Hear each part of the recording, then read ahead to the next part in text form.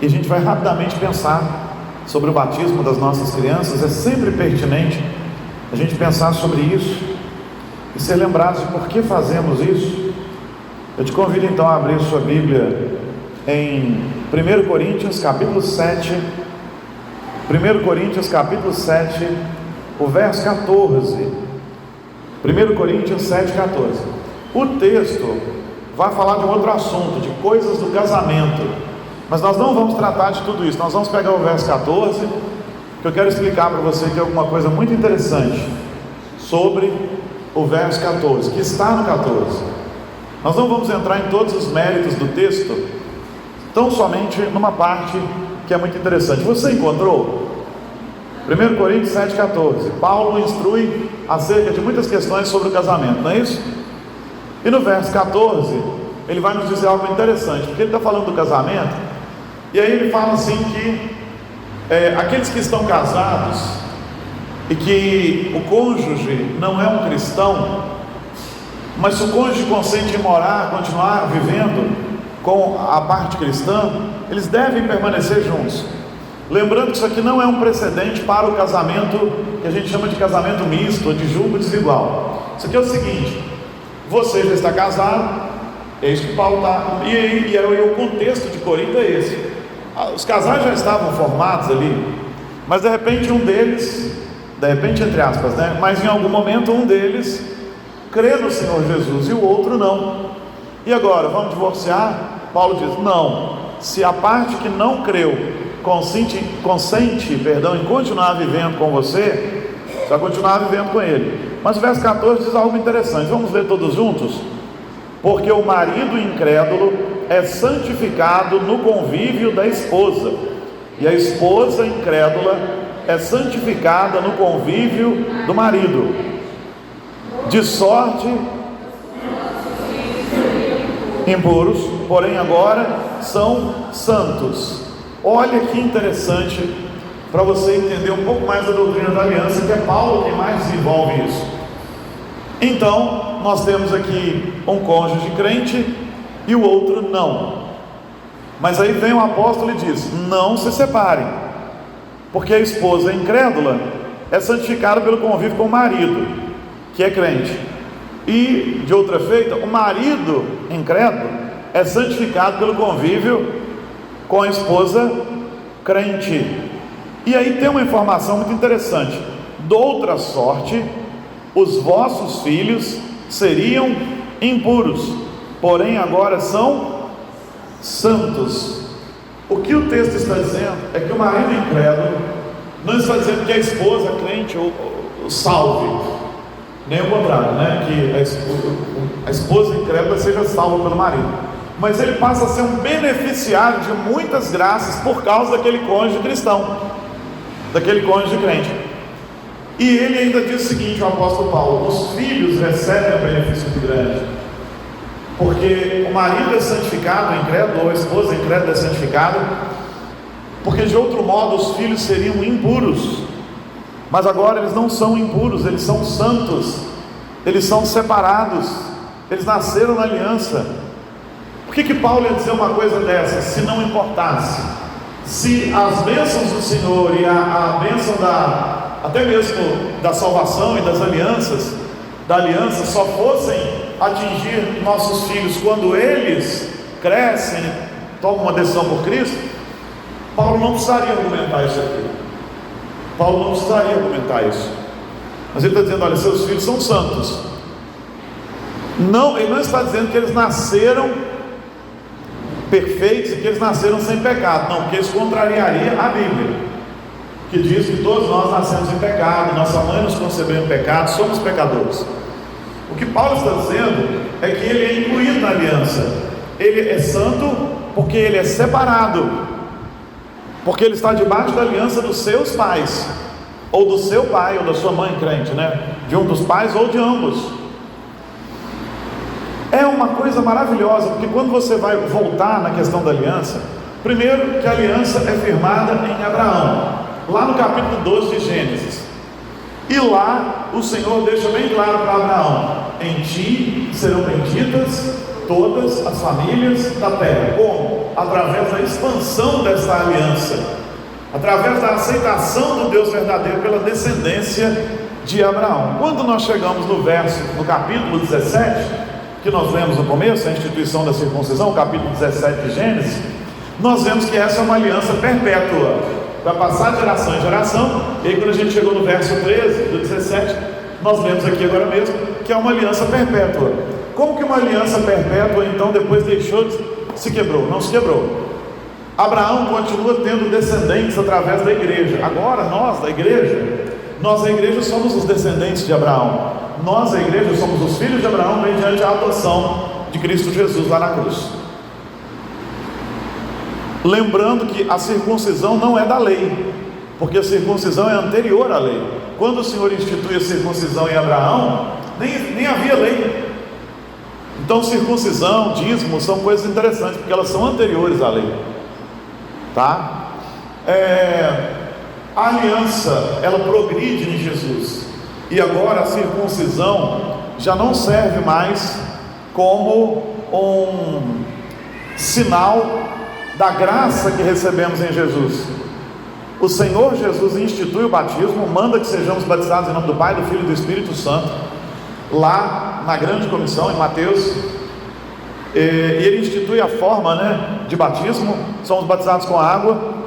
E em Colossenses, no capítulo 2, ele fala algo interessante.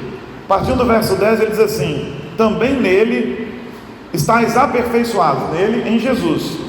Ele é a cabeça de todo principado e potestade.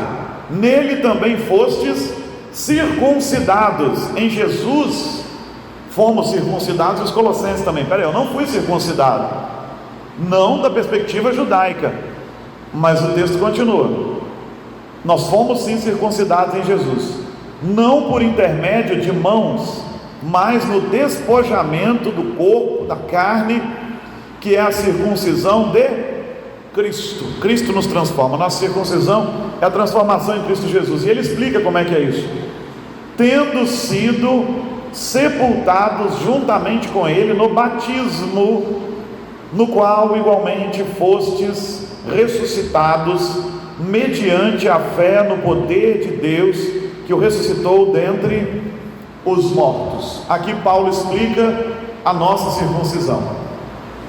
Ele diz que quando somos batizados em Cristo, ele não está falando de forma de batismo, mas da mudança que se opera. Quando fomos batizados em Cristo, quando fomos batizados e recebemos a Cristo, em Cristo nós somos sepultados, o velho homem, e o novo homem agora nasce, é um novo nascimento. Então Paulo está estabelecendo a relação entre circuncisão e batismo. E algumas marcas da circuncisão ela era um sinal visível de uma graça invisível. O povo de Deus era o povo da aliança. O batismo é a mesma coisa, sinal visível de uma graça invisível que recebemos em Jesus. Mas fomos circuncidados não no prepúcio, mas nos nossos corações. A circuncisão selava uma aliança e incluía os filhos na aliança, que deviam ser circuncidados ao 8º dia. O batismo sela uma aliança e inclui nossos filhos na aliança. Mas como assim, pastor? É que Jesus não revogou a lei.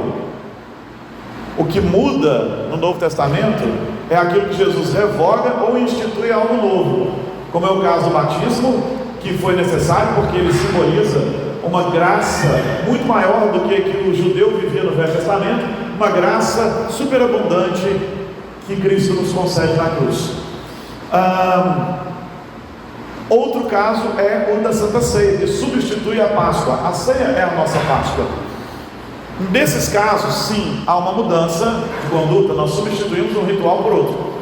Mas aquilo que não foi revogado pela cruz e por Cristo, nós continuamos a seguir. Então o princípio de incluir nossos filhos na aliança, ele continua existindo, porque o batismo é a nossa circuncisão, e circuncidamos nossos filhos.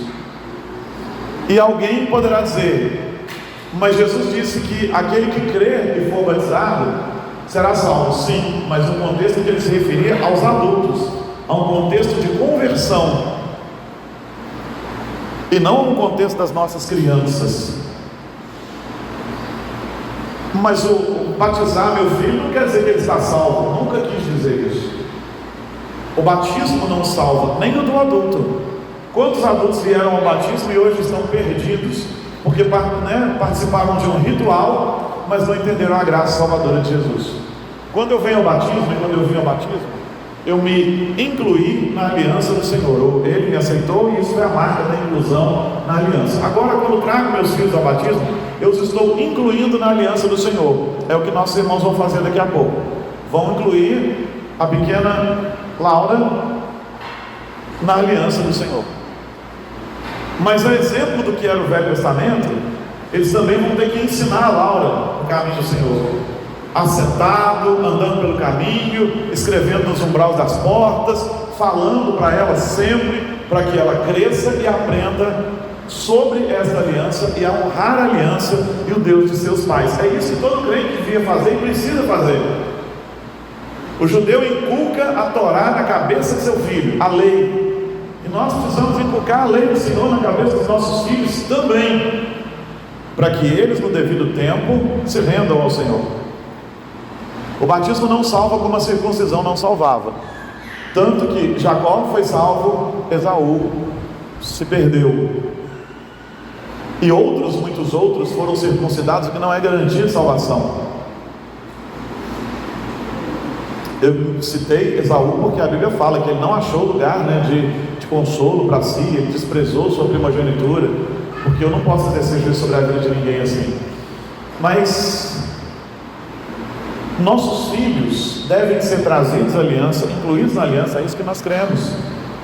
Devem ser ensinados na aliança, criados na aliança, para que no devido tempo eles mesmos honrem a aliança na qual nós os incluímos.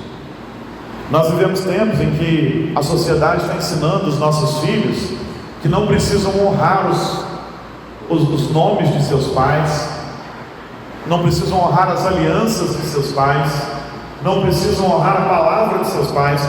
Mas isso é mundo, isso é do inimigo.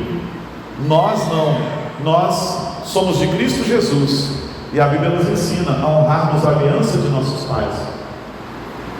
Mas isso não é feito de uma maneira cega. Isso é feito de tal maneira que nós ensinamos nossos filhos, e eles sabem por que creem. E todo pai deve ensinar seu filho as Escrituras, a ler as Escrituras, ler com eles as Escrituras, ensiná-los sobre a graça. Um pai crente é um pai que entendeu a graça, é isso que nós entendemos. E então um pai crente traz seu filho para ser incluído na aliança, e ele vai ensinar sobre a graça para o seu filho. É importante a gente entender isso. E por que toda vez que tem batismo, eu reexplico muitas dessas coisas, às vezes de maneira diferente, mas reexplico, para que nós não nos esqueçamos. A Bíblia manda que a lei seja repetida. No Velho Testamento, quantas vezes a lei era repetida? E muitas vezes eu ficava me perguntando, por que tantas vezes repetir a lei? Já falou em Êxodo, agora está repetindo tudo lá em Levítico, em Deuteronômio, tem coisa que repete sistematicamente. Porque mesmo repetindo, a gente tende a se esquecer. Imagina se a gente só falasse, se Deus só falasse uma vez com aquele povo, aí que eles não iam se lembrar mesmo. O mesmo se aplica a nós. Aquele povo somos nós também. Precisamos ser lembrados de por que fazemos as coisas, para quem fazemos as coisas, e é para Jesus. Precisamos saber por que fazemos, para que fazemos e para quem fazemos, tudo que fazemos. Então nós trazemos nossos filhos, incluindo-os na aliança. E eu espero que a gente faça isso sempre com muito zelo, com muito carinho, com muito amor. Talvez eu só precise perguntar para a Lara e para o Ramon o seguinte: vocês já estão honrando tudo isso que vocês prometeram com o Otto e com o Danilo? Aí eu não preciso ficar fazendo um monte de pergunta. Mas eu acredito que eles estejam tentando, se esforçando, se esmerando, porque esse é um compromisso muito importante. Depois do compromisso que fazemos com Jesus e depois do compromisso que fazemos com o nosso cônjuge, esse é o mais importante. É o terceiro compromisso mais importante da vida. O primeiro é a nossa aliança com Jesus. O segundo é a nossa aliança com o nosso cônjuge. E o terceiro compromisso mais importante da nossa vida é o compromisso que fazemos diante de Deus quando incluímos nossos filhos na aliança. Que nunca nos esqueçamos disso. Em nome de Jesus. Amém?